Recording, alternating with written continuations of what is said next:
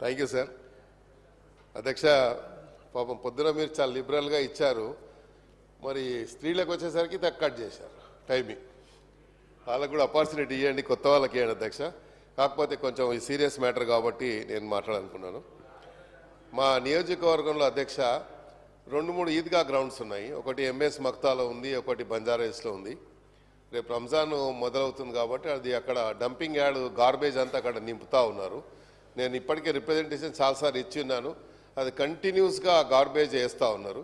అదేవిధంగా కింగ్కోటిలో share gate కింగ్కోటిలో sewerage line అనేది గత 6 మాసాల నుండి ఓవర్ఫ్లో అవుతూ ఉంది మెయిన్ రోడ్ మీద, ఎగ్జాక్ట్లీ కింగ్కోటి హాస్పిటల్ ముందు. ఎందుకంటే ఆ పక్కనే పెద్ద మసీద్ ఉంది. అదే ఇది కూడా చాలా సీరియస్ మ్యాటర్ అధ్యక్ష. ఆల్రెడీ శాంక్షన్ అయిందని చెప్పారు డిపార్ట్మెంట్ పరంగా, రోడ్ కటింగ్ ఏదో ఉందని ఇష్యూ చేస్తున్నారు. నాకు తెలుసు తుమ్మల గారు లేచి నోట్ చేసుకున్నాం అంటారు. నోట్ కాకుండా ఇమ్మీడియట్లీ కమ్యూనికేట్ చేయండి డిపార్ట్మెంట్కి ఉన్నటువంటి అధికారులకి.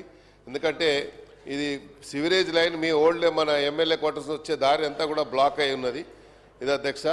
చివరిగా మీతో ఒకటే రిక్వెస్ట్ అధ్యక్ష, కొన్ని multipurpose community halls already sanction అయి ఉన్నాయి. దానికి శంకుస్థాపనకు నోచుకోని పరిస్థితిలో ఉన్నది. కేటీఆర్ గారు ఖైరతాబాద్లో ఐమాక్స్ ముందు 16 కోట్లతో ఒక మల్టీపర్పస్ కమ్యూనిటీ హాల్ ఇచ్చారు. అదేవిధంగా ఎంఎస్ మక్తాలో బిఎస్ మక్తాలో ఒకటి ఇచ్చారు. ఇవన్నీ కూడా శాంక్షన్ అయ్యి రెడీగా ఉన్నాయి. దయచేసి అది కూడా త్వరలో ప్రారంభించాలని మా హైదరాబాద్ సిటీ ఇన్ఛార్జ్ మంత్రి గారికి ఇది కమ్యూనికేట్ చేయాలని కోరుతాం. థ్యాంక్ యూ అధ్యక్ష.